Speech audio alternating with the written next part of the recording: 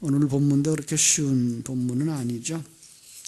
28장 이제 그 남북 이스라엘에 대한 경고고요.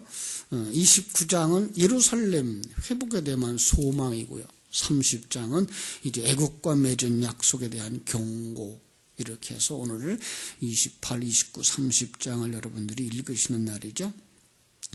우리가 이제까지 살펴본 것처럼 이제 1장부터 12장까지는 유다에 대한 예언이었고요. 13장부터 23장까지는 이제 열방을 책망하는 것이었고요. 24장부터 27장까지 하나님의 심판과 구원에 대한 묵시. 오늘부터 이제 28장부터 35장까지 심판과 축복에 대한 예언 이렇게 보시면 됩니다. 이제 2부가 36장부터 39장까지 역사적 사고. 그래서 히스기야 왕의 마지막 모습을 통해서 역사가 이제 이렇게 마감되는구나 볼 수 있고요. 이제 3부로 들어가서 40장부터 66장까지 하나님의 위로가 펼쳐지게 됩니다. 이게 이제 이사야서 전체인데요. 그 중에서 오늘 28장 남북 이스라엘에 대한 경고죠.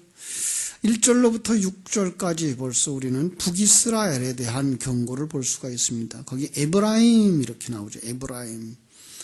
에브라임 지파가 얘기하는 거죠. 근데 에브라임 그러면 이제 북이스라엘을 상징하고 있어요. 왜냐하면 그 솔로몬의 아들 여로보암이 르호보암이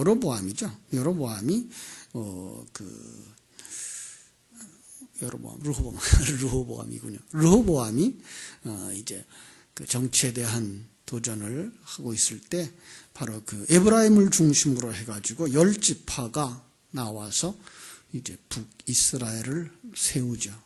그래서 그 주전 930년 되면 북쪽 10지파를 이끌고 남쪽 유다와 대적하는 나라를 세운 그 대표적인 지파가 바로 에브라임. 그래서 에브라임이라는 단어가 주전 722년부터는 북이스라엘을 대표하는 그러한 이름으로 쓰여지고 있었던 것을 우리가 알 수가 있습니다. 오늘 본문의 말씀은 그래서 그들에게 뭐라고 말하는가 하면 화 있을진저라고 말하죠. 그래서 28장부터 35장까지가 바로 또 그 화의 장 이렇게 얘기하기도 해요. 근데 화를 당할 것이다 라는 얘기를 하고 있는 거죠.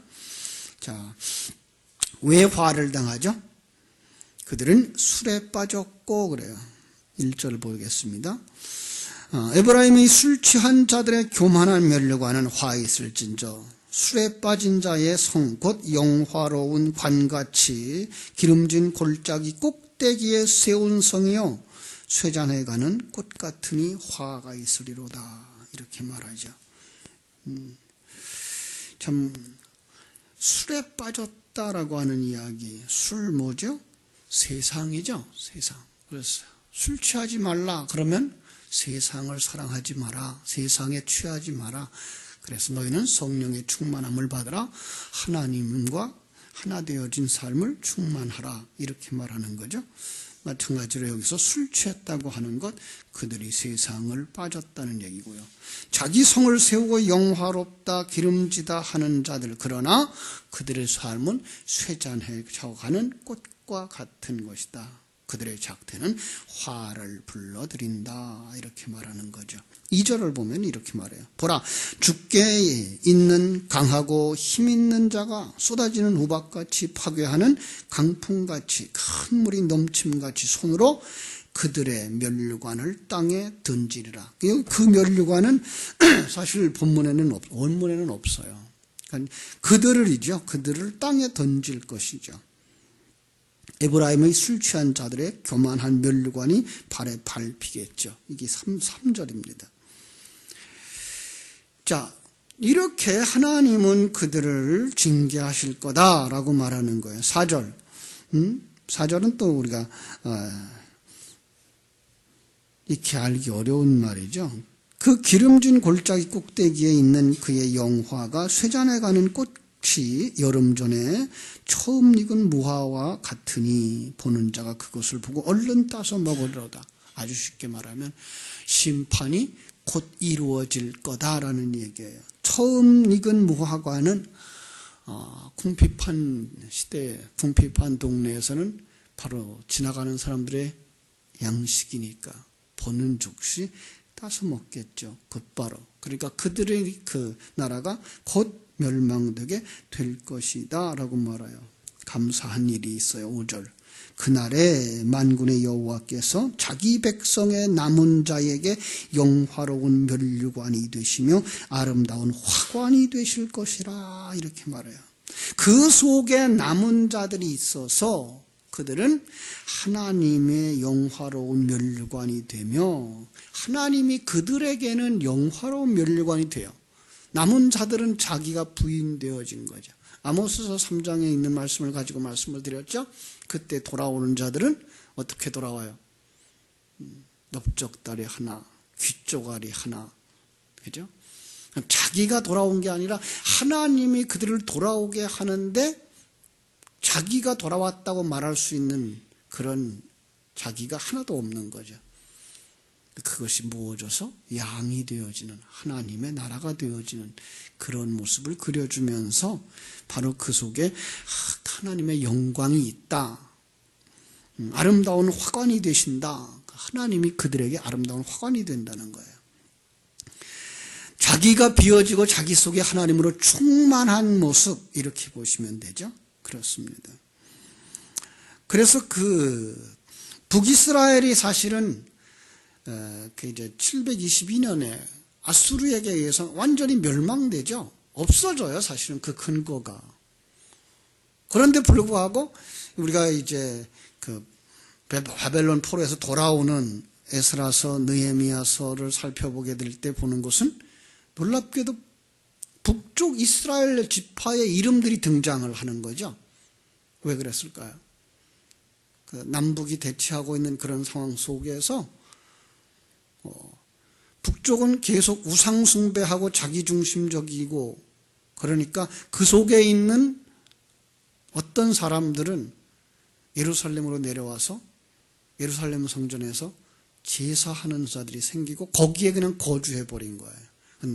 월남을 한 거죠. 그들이 바벨론에 포로되어져 갈 때 같이 가요. 남쪽 유다가 포로되어져 갈 때 같이 가지만 하나님이 약속의 말씀이 돌아오죠. 다시 돌아가서 성전을 세우라, 성을 세우라 하실 때에 앞장서서 돌아오게 되는 거죠. 왜? 그들은 그 복음을 하나님과 함께함을 사모하기 때문에 이제 자기들의 열지파 속에서부터 그걸 버리고 남쪽 유다로 내려왔던 자들이기 때문에 바벨론 포로에서도 그들은 먼저 앞장서서 돌아오는 자들이 되어지는 거죠. 그들을 지금 남은 자 이렇게 말하는 거예요. 그들을 지금 북이스라엘의 뿌리들을 이렇게 말하고 있는 거예요. 자, 재판석에서 앉은 자에게는 판결하는 영이 되시며 하나님이죠. 성문에서 영 싸움을 물리치는 자에게는 힘이 되시는 하나님, 그죠? 힘과 능력이 되셔요. 그런데 그 다음 절이 우리를 어렵게 만들어요. 7절. 그리하여도 이들은 포도주로 말미암아 옆걸음질 치며 독주로 말미암아 비틀거리며 제사장과 선지자로 또 독주로 말미암아 옆걸음질 치며 포도주의 맛이 빠지며 독주로 말미암아 비틀거리며 환상을 잘못 풀며 재판할 때 실수하나니. 개역 성경은 여기가 이제 누구로 되어져 있는가 하면 이스라엘로 되어 있어요. 남쪽 유다로 되어 있어요. 여기서 그리하여도로가 빠지고 유대인들은 이렇게 유다 사람은 이렇게 빼되어 있어요. 근데 그냥 이렇게 설명하면 이 부분은 이제 북쪽 이스라엘. 왜냐하면 이 단어가 그들은이라고 되어 있기 때문에 이들은이라고 그들은이라고 되어져 있기 때문에 이게 앞에 나와 있는 북쪽 이스라엘 에브라임을 향하여서 하는 말이 대한 결론이 되기도 하고요. 근데 그 다음에 나오는 이제 14절에 유다에 대해서 나오고 있거든요.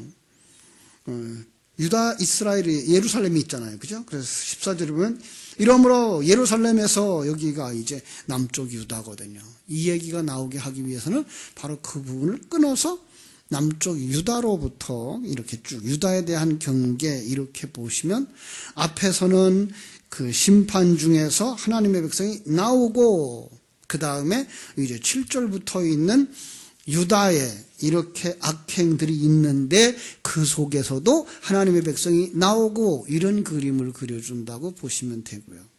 그렇죠? 어쨌든 그들이 어떻게 해요? 그들 어쨌든 남쪽과 북쪽이 다 심판을 받아요. 그렇기 때문에 어떻게 해석해도 그렇게 중요하진 않아요. 그런데 우리 이들은 북쪽 이스라엘로 볼까요? 포도주로 말미암아 옆걸음질 치고 독주로 말미암아 비틀거리며 술에 대해서 얘기하는 거죠. 그들이 지금 술을 취해서 하나님의 말씀에 순종하는 그들이 걸어가지 못하는 거죠. 그 술 취한 사람들이 어떻게 얘기하죠? 그게 이제 9절 10절이에요. 우리가 이 번역을 해놨기 때문에 이 말이 더 어렵습니다. 경계에 경계를 더하며 경계에 경계를 더하며 교훈에 교훈을 더하며 교훈에 교훈을 더하되 여기서도 조금 저기서도 조금 이 말이에요. 이게 사실은 어린아이들의 그 입놀림이에요. 중언부언이에요, 사실은. 왜 그렇게 중언부언이 되죠? 하나님이 그들에게 명백하게 예언을 하시어요. 선포하시는, 멸망을 선포하시는 거예요. 구원의 길을 선포하시는 거예요. 그런데 그들의 귀에는 그게 안 들리는 거예요. 정확하게 복음으로 들려야 되는데 그들이 왜요? 세상에 취해 있고, 세상에 취한 자를 뭐라 그래요? 성경은 죽었고 귀머거리고 소경이고 이렇게 말하잖아요. 그러니까 그들에게는 하나님이 분명하게 복음을 제시하고 그대로 가다가는 심판을 받고 죽는다라고 경고하시는데 불구하고 그게 그냥 그렇고 그런 얘기로 들리는 거예요. 중언부언, 중얼중얼로 들리는 거예요.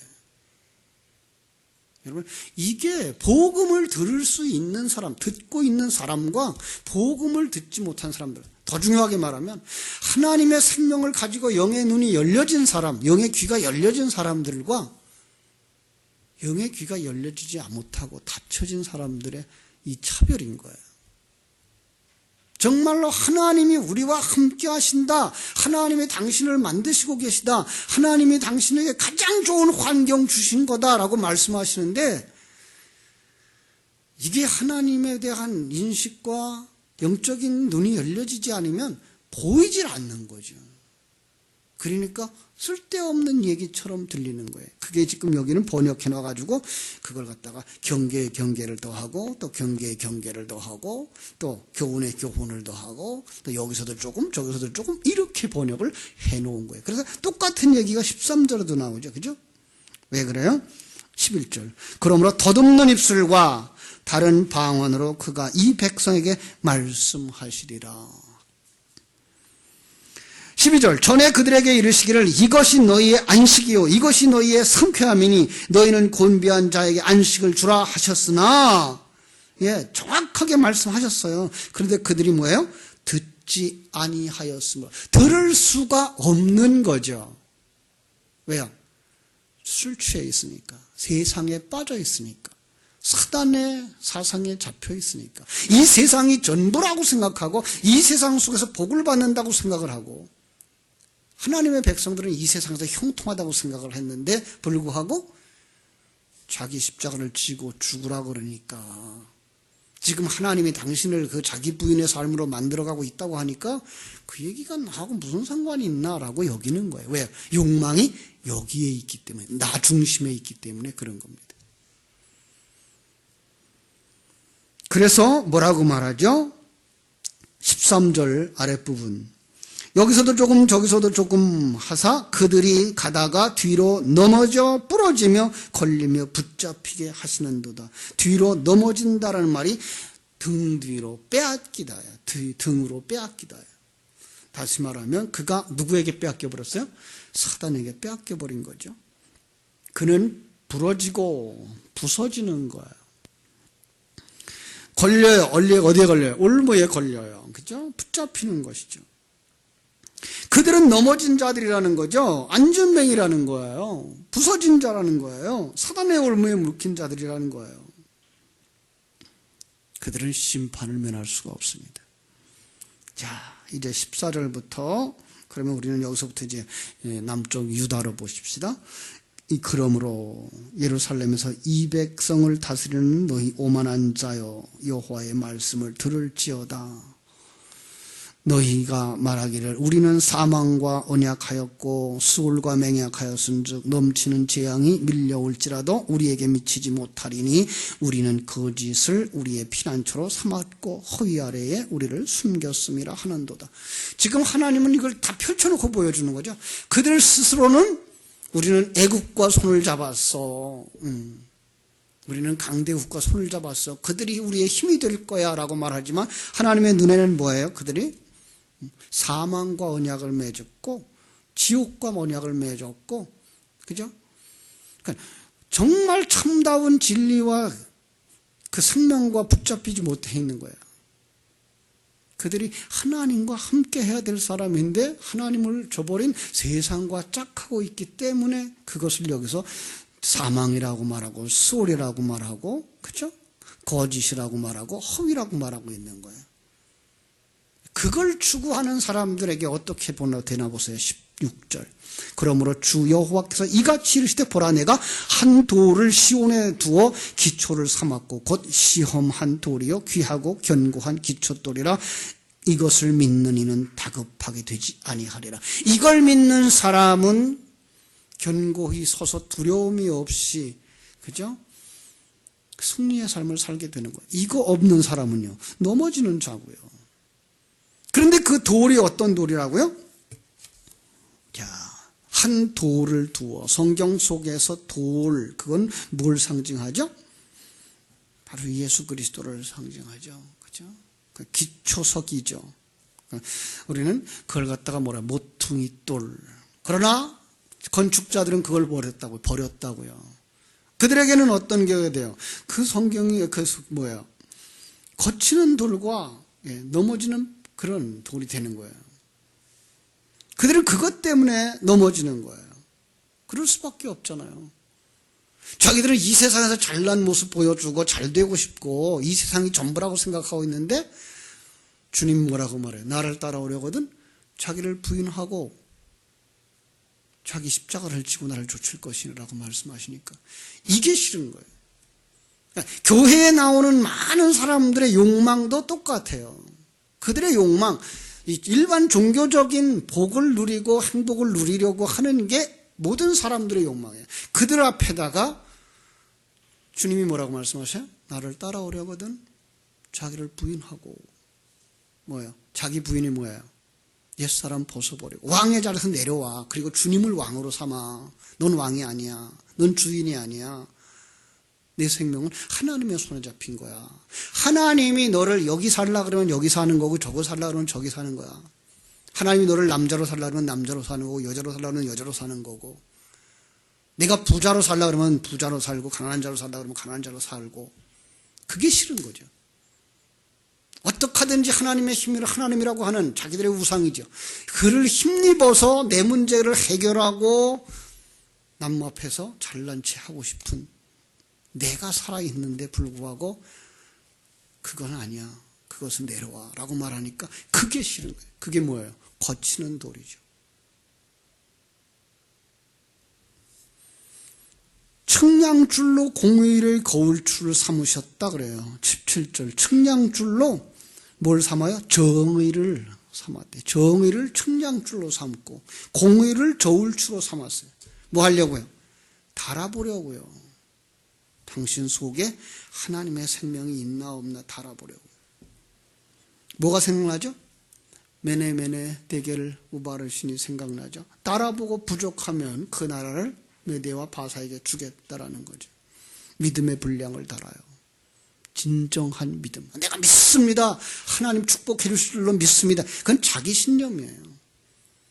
믿습니다는 뭐예요? 하나님을 알고 그 하나님이 우리에게 제시하고 계시해 주신 하나님의 존재와 하나님의 계획과 하나님의 일하심을 알아서 맞아요. 그게 옳습니다. 그렇게 되어질 줄로 믿습니다. 이게 믿음이에요. 그런데 우리는 그동안에 마음속에 굳게 다짐하는 신념, 그게 우리는 믿음이라고 생각을 했던 거죠. 아니에요. 그 믿음은 없는 믿음이에요. 그는 하나님의 생명을 가지지 못한 자예요. 왜요? 하나님의 존재에 대해서, 하나님의 일하심에 대해서, 하나님이 지금 나와 함께 계시며 나를 만드시고 계신 그 손길을 전혀 느끼지 못하니까 그는 시체죠. 그는 마른 뼈죠. 그들은 어떻게 된다고요? 18절. 결국은 밟힌다고요. 마지막 부분, 18절 마지막 부분. 너희가 그것에게 밟힘을 당할 것이다. 이렇게 말하잖아요. 19절. 재앙이 올 것이며, 20절. 두려움에 사로잡힐 것이며, 그죠? 21절. 그것이 하나님의 진노란다. 22절. 거기서 나오라. 거기서 나오라. 그러기 위해서 23절부터 29절이 주어진 거예요. 그들에게 나올 수 있도록 하시는 하나님의 역사. 그죠? 자, 우리 23절 한번 보겠습니다. 너희는 귀를 기울여 내 목소리를 들으라. 여러분, 이거 시체가 귀를 기울여 들을 수 있나요? 아니요. 들을 수 있는 사람은 이미 뭐예요? 하나님이 그에게 귀를 달아준 자예요. 하나님의 생명이 그들 속에 이미 들어간 자예요. 거듭난 자들입니다. 그리고 성경은 불신자들에게 주어진 책이 아니고 그렇게 거듭난 자들에게 주신 책입니다. 그러면서 이제 24절부터 28절까지는 무슨 얘기를 하는 거는 파종하는 이야기와 추수하는 이야기를 들어서 하나님이 얼마나 세밀하게 역사를 움직여 가시며 당신의 인생을 이끌어 가시는지를 알라라고 말하는 거예요. 시간이 없어서 그쪽 부분은 다루지 못하겠습니다. 마지막 부분 29절. 이도 만군의 여호와께로부터 난 것이라. 그의 경영은 기묘하고 지혜는 광대하시도다. 뭐가 생각나죠? 하나님이 25장 1절에서 말한 것처럼 기사를 행하시는 하나님. 그죠? 불가사의한 일을 행하시는 하나님. 세상 사람이 볼 때 하나님의 구원은 불가사의한 일이라고요. 그가 성실하신 하나님, 진리의 그 하나님이 이렇게 하신다. 이걸 아는 사람들, 그걸 알기 위하여 하나님의 말씀을 더욱더 사모하고 그리고 지식으로 받았던 그 말씀이 생명이 되어지도록 되새김질하고 더 나아가서 그 하나님의 은혜를 감사하며 영광을 하나님께 돌리는 자의 삶을 살게 되는 것입니다. 여러분들이 거기까지 자라가게 되기를 주의 이름으로 축원합니다. 기도하겠습니다. 하나님 우리 아버지 크신 은혜와 사랑을 감사드립니다. 하나님께서 오늘 이 새벽에도 에브라임 지파에게 주셨던 말씀과 유다를 향하여서 주셨던 말씀을 통해서 오늘 우리에게 말씀하시는 하나님의 음성을 듣습니다. 세상에 술 취하지 마라. 세상에 빠져가지 마라. 하나님이 내게 주신 그 환경과 사건 속에서, 일들 속에서 하나님의 음성을 들어라. 그리고 하나님께로 가까이 나오라. 하나님의 그 진리와 생명의 말씀이 너에게 충만되어 차고 넘치기를 원하노라. 말씀하시는 그 음성을 들으면서 이 새벽에 새로운 결단을 하는 성도들이 되도록 우리 하나님 축복해 주시옵소서. 예수님의 이름으로 기도하옵나이다. 아멘.